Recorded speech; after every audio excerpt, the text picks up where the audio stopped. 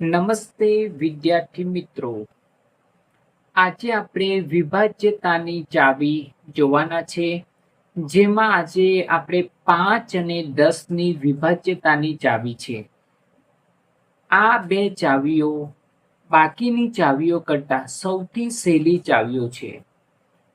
તો શું તમને ખબર છે?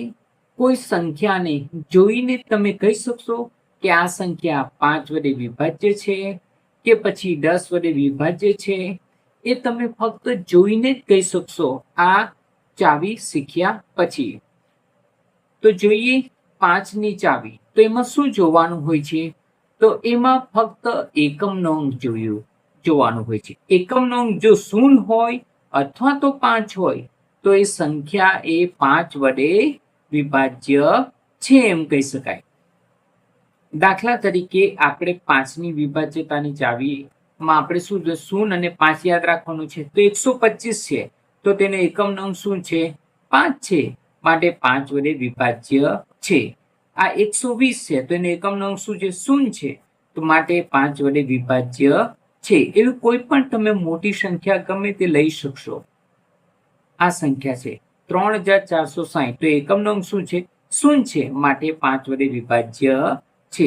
ટૂંકમાં એટલું જ યાદ રાખવાનું કે આખી રકમને આપણે જોવાનું નથી, ફક્ત અને ફક્ત એકમનો અંક. એકમનો અંક 0 અથવા તો 5 હોય તો 5 વડે વિભાજ્ય છે. આનાથી પણ 5 કરતા પણ સહેલી ચાવી છે આપણી 10ની ચાવી. તો 10ની ચાવીમાં પણ એક શું યાદ રાખવાનું? એકમનો અંક 0 હોવો જોઈએ. જો એ 0 હોય તો એ 10, દાખલા તરીકે 120 છે તો 120માં એકમનો અંક શું છે? 0 છે, માટે 10 વડે વિભાજ્ય છે. હવે જોઈએ કે 140 છે તો એકમનો અંક શું છે? 0 છે, માટે 10 વડે વિભાજ્ય છે.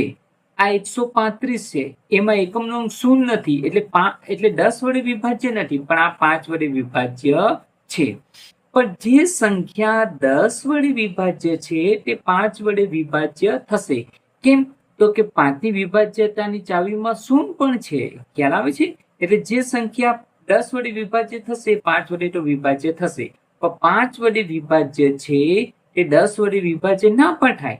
દાખલા તરીકે આપણે લઈએ આ 35 છે આપણી પાસે, તો 35 એ 5 વડે વિભાજ્ય છે પણ 10 વડે વિભાજ્ય નહીં થશે, કારણ કે એમનો એકમનો અંક 0 નથી. તો સમજાયું મિત્ર? ફક્ત એટલું જ ધ્યાન રાખવાનું છે, 5ની ચાવી માટે એકમનો અંક 0 હોવો જોઈએ અથવા તો 5 હોવું જોઈએ, અને 10ની વિભાજ્યતાની ચાવી માટે એકમનો અંક શું હોવું જોઈએ? 0 હોવો જોઈએ.